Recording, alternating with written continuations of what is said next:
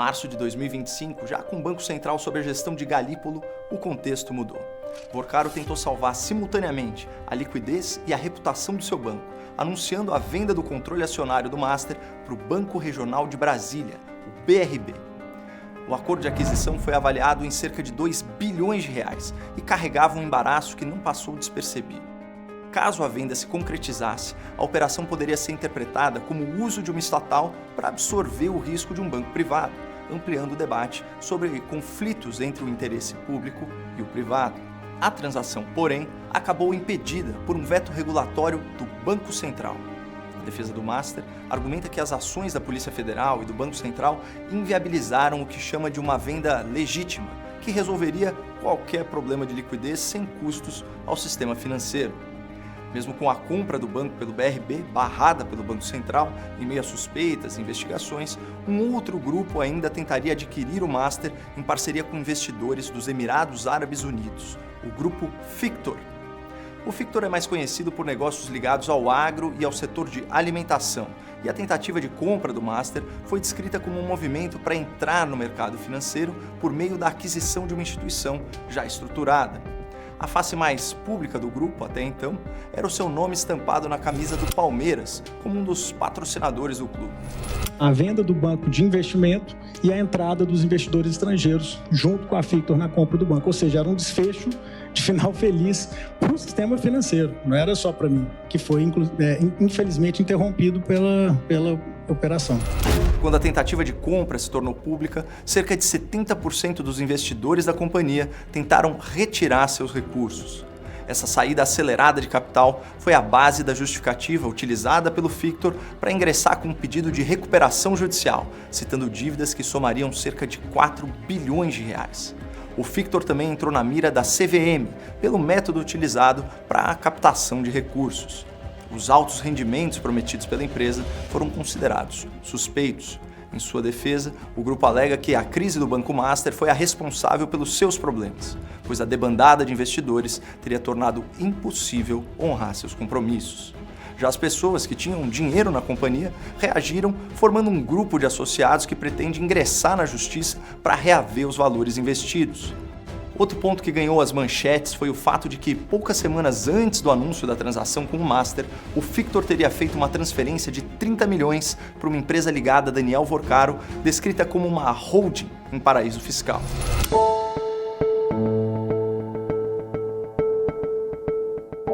Mas nesse histórico de tentativas de venda do Banco Master, um detalhe é fundamental para compreender a cronologia dos eventos.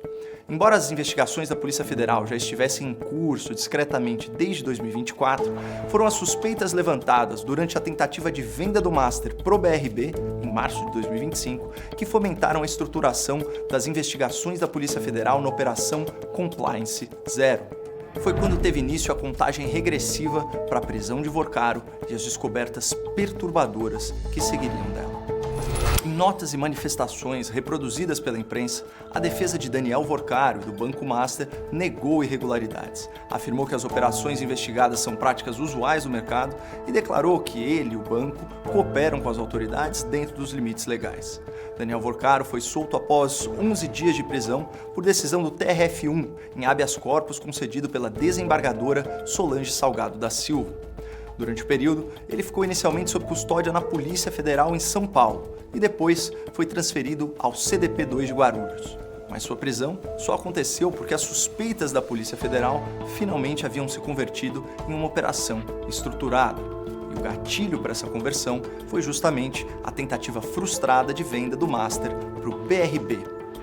O que nos leva a uma pergunta que começa a descortinar toda a desconfiança política por trás do caso financeiro.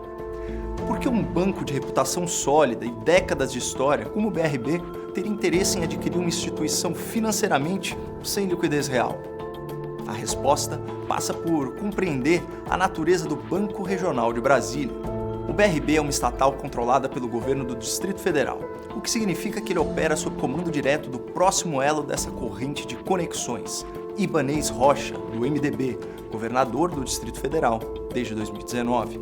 Foi durante sua gestão que os caminhos do BRB e do Banco Master se entrelaçaram. Você que não é membro assinante ainda, aproveite hoje mesmo e una-se à missão da Brasil Paralelo de resgatar os bons valores, de produzir conteúdo confiável em meio a tanta confusão.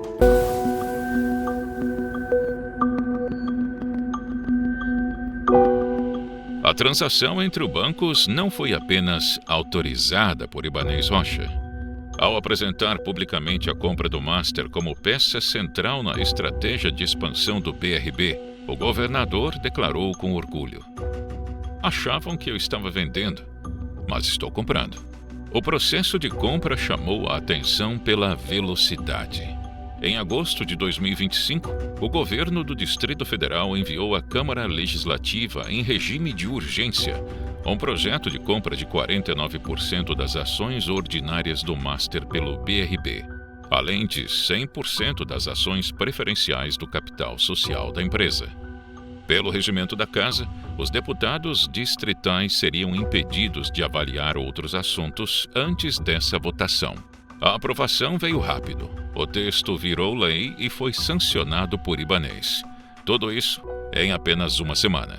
Porém, em setembro de 2025, o Banco Central vetou a transação, fazendo Ibanez partir para o confronto aberto.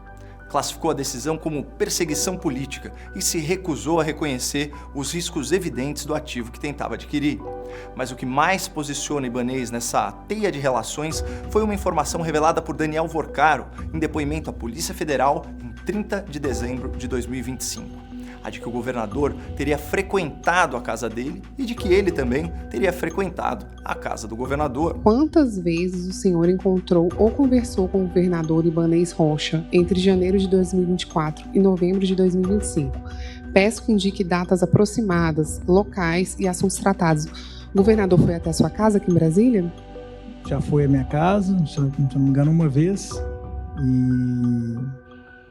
E eu já fui à casa dele e a gente se encontrou poucas vezes, conversas institucionais. Segundo o Vorcaro, um dos temas tratados nas conversas teria sido justamente a proposta de aquisição do Banco Master pelo BRB. Por sua vez, Ibanez confirmou os encontros, mas negou ter abordado a compra do Master nessas ocasiões, atribuindo as tratativas do caso exclusivamente ao então presidente do BRB, Paulo Henrique Costa. Entretanto, segundo reportagem da revista Veja, publicada em novembro de 2025, Paulo Henrique Costa teria afirmado, em conversas reservadas, que apenas cumpria ordens diretas do governador e que Ibanez exercia ingerência completa sobre as decisões estratégicas do banco. A defesa de Paulo Henrique contestou a apuração da revista. A tentativa de compra do Master pelo BRB não foi o primeiro evento a colocar Ibanez Rocha sob os holofotes nacionais. 2 anos antes, no início de 2023, Ibanez havia sido afastado do cargo de governador por uma decisão do ministro Alexandre de Moraes, sob suspeita de omissão durante as invasões do 8 de janeiro. 2 meses depois, foi reconduzido à função. A investigação sobre sua conduta se arrastou por mais de 2 anos, até que finalmente Ibanez teve o seu inquérito arquivado, ao contrário do que aconteceu com alguns de seus aliados próximos, como o seu então secretário de Segurança Pública, Anderson Torres, que acabou condenado a 24 anos de prisão. O arquivamento do inquérito de Ibanez por Alexandre de Moraes aconteceu em março de 2025, o mesmo mês em que o governador celebrava o anúncio da compra que salvaria o Banco Master do colapso. Mas foi no mês seguinte, em abril de 2025, que uma reportagem do Globo associaria pela primeira vez nas manchetes o nome de Alexandre de Moraes ao Banco Master. Este é o nosso compromisso com a informação de qualidade independente e a busca pela verdade. Por isso, precisamos que você esteja conosco, apoiando a nossa missão. A Brasil Paralelo é e sempre será partidária e independente. Nunca recebemos nem receberemos um único centavo do dinheiro público. Seguiremos assim enquanto pessoas como você permitirem que esse trabalho siga acontecendo.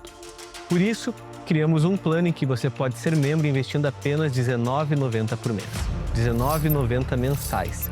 Esse é o valor que você precisa investir para que esse trabalho siga acontecendo. Esperamos que esse conteúdo gere valor para você.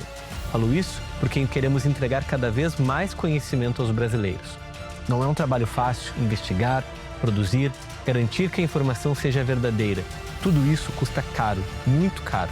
Exige coragem e sacrifício, mas é exatamente esse o desafio que nos move.